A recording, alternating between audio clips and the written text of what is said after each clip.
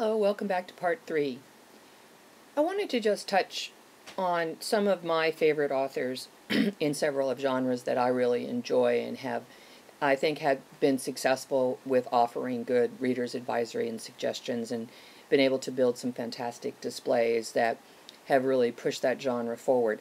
Now, I can't cover possibly in these short little lectures every author and every genre that's out there.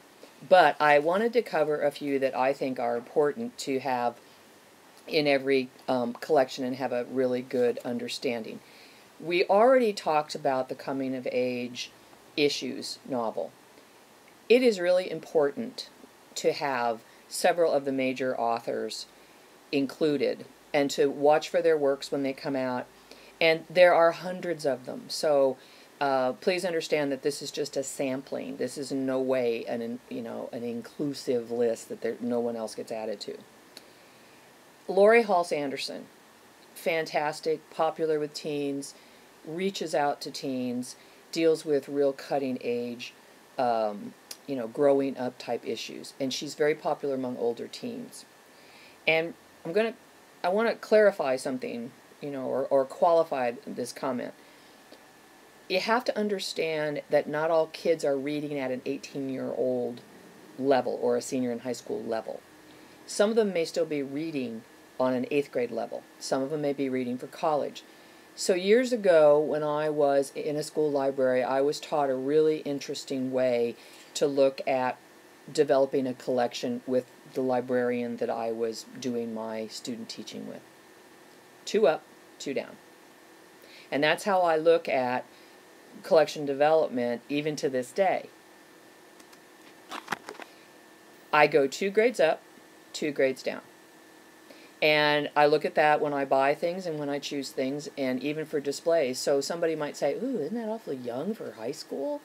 Well, you don't know, and what you're trying to do is give a nice, rounded view of the genre and hoping that all those books disappear off your display. So I digress, so let me get back on track. So back to those authors in realistic fiction. I think Joan Bauer is wonderful for coming-of-age novels. Even The Princess Diaries about coming of age, and so Meg Cabot is on my list. I really actually do enjoy reading hers. I love Caroline Cooney. Sharon Creech, The Chasing Redbird, Bloomability, The Wanderer.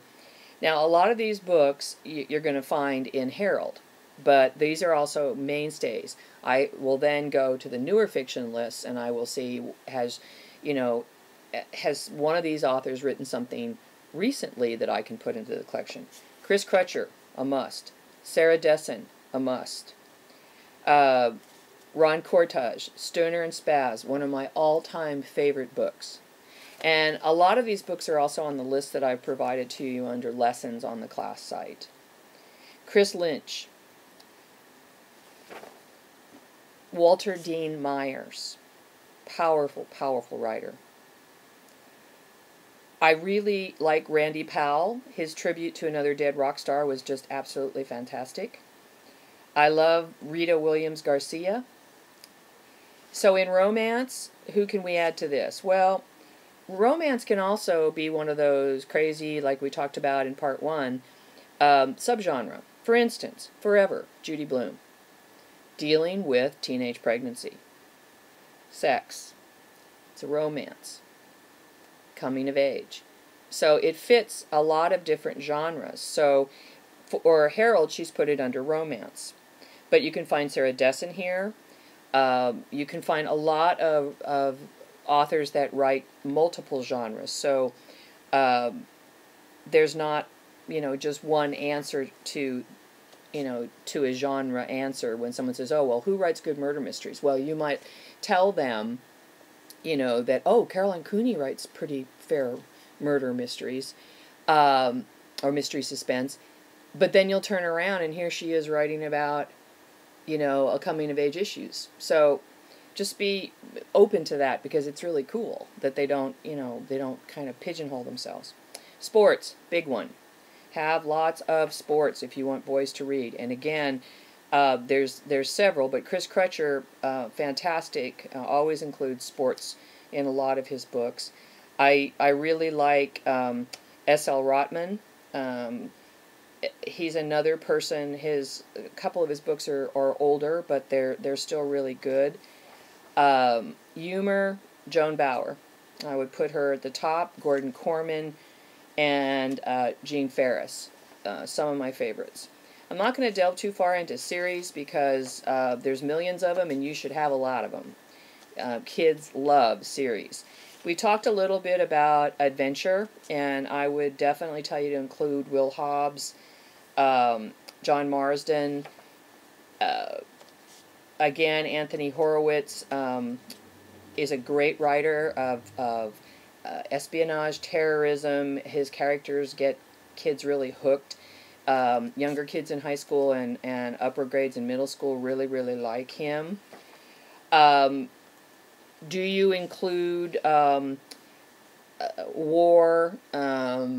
Yes, you do, because, again, looking at what kids like to read, there's an issue for that. There's also some fantastic nonfiction out as far as war is included. Mystery and suspense. So many people, not even funny. Take a look at Harold. Fantasy. You know, Harry Potter, yes, but there's also Tamara Pierce. There's William Nicholson. T.A. Barron. I could just go on and on and on. Time travel is one of my favorites. Science fiction, apocalyptic stories. Are you going to put hard science fiction or soft science fiction? Do you like gadgetry, or do you like more of, you know, that subgenre of adventure where the science fiction adventure comes in, the subgenre of science fiction adventure, like the Ender series, which is one of my favorites of all times. Do you want to put paranormal?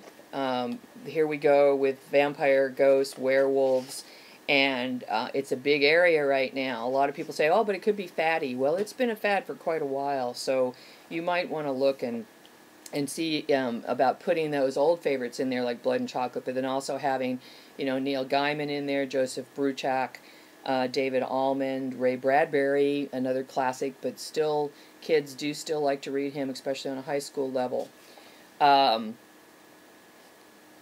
Witches, my library was in a very religious community, but we still kept books in there about witches. Remember, I was in a public setting, and when I was in a school setting, we always tied it to curriculum and had to make sure that we could defend it, but we did include it.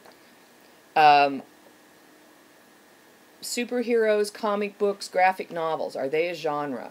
Well, they're really a form, okay? But that form, manga, that superhero comic book element, well, is superheroes a genre? Think about that. I think most of you would say yes. Superheroes is one of the favorite things in... we had a huge collection of graphic novels that dealt around superheroes. We also combined all of our DVD with our books, so you actually found the Heroes DVD series for the TV show in with the superhero graphic novels and comics. So it was a nice way to really round out materials that went from about 8th grade through high school. There's a lot of nudity in those, but you know, or scantily clad women, which I find amusing when parents get upset about it, because they could just absolutely turn on the television and see all kinds of things any time of the day or night. But you know, the bottom line is, which genre do you have room for? What's it being used for? Is it circulating? Is it popular? Are you getting feedback? Do you know what's included in it so that no surprises hit you? And do you have resources like the books I gave you before that will include a review in there that can help you defend having any of a particular genre that might not be, you know, might be just open to challenges or open to criticism. And you certainly, in today's world, have both electronic and print sources that can help you build a wonderful genre collection, keep you current, and also help you develop a love for so many different genres that you might not have ever picked up had you not been a youth services librarian. So this is just a little bit on genre. I think it is the most important. Well, I can't say the most important. I say that a lot, but it's one of the skills that you need to obtain if you're going to be a youth services librarian is understanding genres and how you can be a guide to the teens coming in on how to find their favorite genres, introduce them to new ones, and how to build good collections so that you have a little bit of all the genres and subgenres that are out there today. Thank you for listening.